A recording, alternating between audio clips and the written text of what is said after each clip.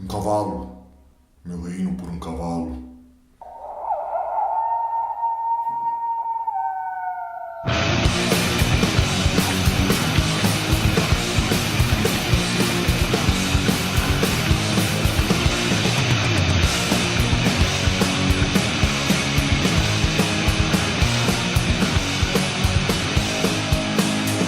Um nobre de baixa linhagem, com problema nas costas, segundo se falava na época, corcunda. 12º filho de Ricardo Plantageneta, duque de York, sem grandes possibilidades de ascensão política. Acusado de regicídio, assassinato dos próprios sobrinhos, e que se tornou um dos reis mais controversos da história da Inglaterra, cuja morte pôs fim à Guerra das Duas Rosas e à Idade Média dentro da Inglaterra.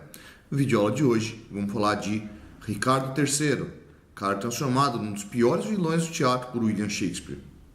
A vida do Ricardo III está ligada diretamente à Guerra das Duas Rosas, que começou lá em 1455, quando o Ricardo tinha apenas 3 anos de idade. O que estava rolando? Bom, a casa de York, a qual o Ricardo pertencia, e a casa de Lancaster, vão começar a disputar o trono. Surgiu um problema hereditário na coroa inglesa e essas duas casas vão começar a disputar. A casa de York tinha um brasão representado por uma rosa branca, a casa de Lancaster por uma rosa vermelha. Dessa disputa aí entre York e Lancaster, a Guerra das Duas Rosas. Bom, que nem eu falei, quando a guerra começou, o Ricardo ainda era muito jovem, tinha ali apenas 3 anos de idade, mas ele já começou a ver problemas desse processo ainda na sua primeira infância. Quando ele tinha apenas 8 anos de idade, ele viu ali o pai e um irmão serem mortos nessa disputa. Bom, dada a morte do pai, do irmão Edmundo, Ricardo e a família tiveram que se refugiar nos Países Baixos. Ficaram lá escondidos por um tempo, mas a Guerra das Duas Rosas continuou. Um outro irmão de Ricardo, Eduardo, conseguiu derrotar o rei da Inglaterra, Henrique VI, e assumiu o manto de rei da Inglaterra, se tornando Eduardo IV. Isso acontece quando o Ricardo tinha apenas 12 anos ainda, e Eduardo IV traz a família de volta. Nesse momento aí ele vai dar uma honraria para Ricardo, assim como para todo o resto da sua família, e Ricardo vai se tornar cavaleiro. Nessa época aí ele já tinha desenvolvido uma escoliose aí, o que dava para ele uma aparência um tanto quanto estranha. Segundo consta, um rapaz franzino, mas com um problema nas costas que o deixava meio curvado. Shakespeare, quando vai fazer a peça Ricardo III, vai levar isso ao extremo. Dizia que os cachorros latiam diante da imagem deformada de Ricardo III. Não era para tanto. Exagero do dramaturgo aí, que tentou dar uma pitada mais sarcástica, mais caricata para esse monstro deformado que seria Ricardo III. Não era para tanto. Ao que parece, pelas próprias pinturas de Ricardo III, ele até tinha uma boa aparência, mas a imagem do demônio, do vilão, tinha que ser um pouco mais perturbadora. O fato de Ricardo ser irmão do rei garantiu para ele uma coisa muito positiva, um ótimo casamento. Ele acabou se casando com uma moça chamada Anne de Warwick, que já era viúva e que vai herdar junto com ela aí boas terras, mas o Ricardo era um cara bastante ambicioso.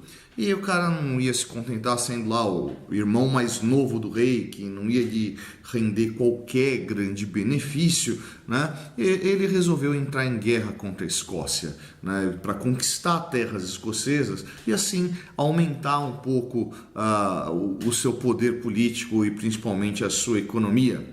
Acontece que quando o Ricardo III conquistou essas terras escocesas, aí aconteceu um problema na vida dele. O irmão Eduardo IV morreu. Cara, o fato do irmão dele ter morrido já ia gerar um belo de um problema para ele, porque afinal de contas ele não seria mais agora irmão do rei. Ele estava fora da linha sucessória. O reinado passaria para o seu filho, Eduardo V, que se tornaria Eduardo V. Só que Eduardo tinha apenas 12 anos. era bastante jovem, era necessário que tivesse um tutor, era necessário que alguém cuidasse dos bens do futuro rei até que ele fosse maior de idade e pudesse assim assumir. E quem foi o cara escolhido para ser esse tutor? Nosso amigo Ricardo. Pois é, Ricardo, quando assume essa postura de tutor do rei, começou a se articular para garantir para si um benefício um pouco maior. Ricardo vai começar a vasculhar as relações familiares do irmão mais velho, né, e vai acabar encontrando lá um mote bastante interessante. Ele percebe que o casamento de Eduardo IV com sua esposa podia se alegar um caso de bigamia. Por quê? Porque a esposa de Eduardo IV não era o primeiro casamento dela. Ela teve um casamento anulado, né, e que permitiu esse casamento entre Eduardo IV e a sua esposa. Vamos pensar no seguinte, né? Tudo isso aí aconteceu antes da reforma anglicana, ou seja, o que predominava ali era a religião que hoje a gente chama de católica. E dentro da igreja católica não existe esse negócio de divórcio. Então, se estava casada, estava casada. Ou seja, os filhos de Eduardo foram considerados ilegítimos, porque o casamento foi considerado nulo. Casamento anulado, filho ilegítimo, ou seja, são bastardos. Nenhum bastardo pode se tornar rei da Inglaterra. Quem seria o sucessor, então? Ricardo III estava presente. Óbvio que diante desse problema de hereditariedade, a Guerra das Duas Rosas tomou nova força, né? Surgiu a possibilidade aí dos Lancaster voltar ao poder, mas o Ricardo III não estava afim de que nada disso acontecesse. Obviamente, dentro da Inglaterra também existiam forças ali que queriam que o filho de Eduardo IV, Eduardo V, fosse coroado. Ricardo prende os dois sobrinhos e leva até a Torre de Londres. Torre de Londres era uma das residências da coroa real, mas que funcionava na verdade como prisão. Tranca essas duas crianças dentro da Torre de Londres e desde então elas nunca mais foram vistas. Elas desapareceram. Morreram, obviamente, né? Mas morreram como? Morreram do quê? Onde estão enterradas? Não se sabe, não sabe as causas da morte. Talvez tenham morrido de fome, talvez tenham sido assassinados, mas foram assassinados por quem? Por Ricardo? Vai saber, né? Existe um silêncio nesse momento aí, onde ninguém sabe o que foi que aconteceu com os dois. Muito tempo depois, ainda no século XX, se encontrou duas ossadas de crianças, né, embaixo de uma escada da Torre de Londres. E são os príncipes desaparecidos, mortos lá por Ricardo III. Eram mesmo? Não se sabe nem se eram realmente dois corpos. Não sabe nem de verdade se essas ossadas são totalmente humanas. Acharam ossos de animais juntos. Quem seriam essas crianças? Onde estariam os corpos? Ninguém sabe ao certo. Não bastava se livrar dos sobrinhos. Lord Hastings, conselheiro do irmão Eduardo IV, foi condenado à decapitação por crime de lesa majestade, por dar maus conselhos ao irmão de Ricardo III. Após a morte de Lord Hastings e o desaparecimento dos sobrinhos, Ricardo foi coroado, Ricardo III. Só que ele não teve um reinado muito grande, né? Como eu disse, após ele ser coroado em 1483, o reinado dele só durou até 1485. Uma nova casa se levantou contra Ricardo III, a casa de Tudor, né? E após uma série de combates na batalha de odeio esse nome, Bosworth Field, Ricardo III morreu. Daí a frase que abre o vídeo, um cavalo, meu reino por um cavalo, que foi dada a ele por Shakespeare, né? Ricardo III foi o último rei inglês a morrer em batalha em solo inglês. O último tinha morrido há 400 anos, né? Se eu não me engano, 1066 ainda, né?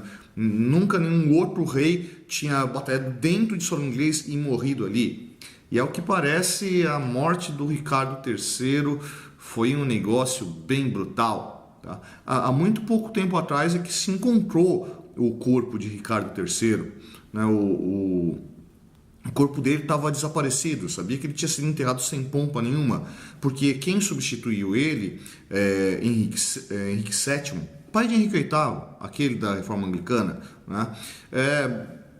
Tentou apagar essa memória das Guerras das Duas Rosas. Então os York, os Lancaster, né, tiveram seus nomes meio que abafados da história da Inglaterra. E Ricardo III foi enterrado sem pompa nenhuma, né? Descobriu-se que ele foi enterrado dentro de um mosteiro franciscano, porque no ano de 2012 foram fazer uma reforma num estacionamento na cidade de Leicester, né? Não sei se é assim que pronuncia, né? E quando foram fazer essa reforma, né, o aparelho de ultrassom percebeu que tinha ali um túmulo, né, sobre o antigo mosteiro, né, sobre o qual foi construído aquele estacionamento. Na hora que retiraram esse corpo, descobriram o corpo de um homem, né, e estava muito bem vestido, né, percebia logo que era um nobre de alta linhagem, mas que a cabeça dele estava bem machucada. Aliás, descobriu que ele morreu por causa de 11 golpes de espada, 9 deles na cabeça, 2 deles com certeza mortais, né? E que esse cara, ele não estava em pé combatendo, ele estava no chão, de joelho, com a cabeça baixa. Então esse cara foi executado. Imagina a raiva que tiveram para matar esse cara aí.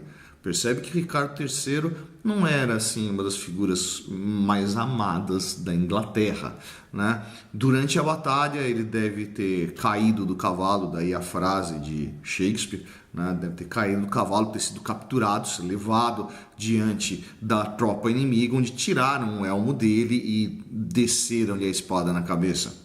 Né? Ricardo III foi enterrado agora sim com pompas de rei ainda no ano passado, 2015, né? O que põe fim à história de Ricardo III. E aí, curtiu a aula de hoje? Aprendeu mais essa? Se curtiu, vai lá embaixo, dá um curtir. Não curtiu, vai lá embaixo, dá um discutir. Essa foi a Prancheta do Suetônio. Eu sou o professor Fábio e você, meu amigo, você deveria estar estudando.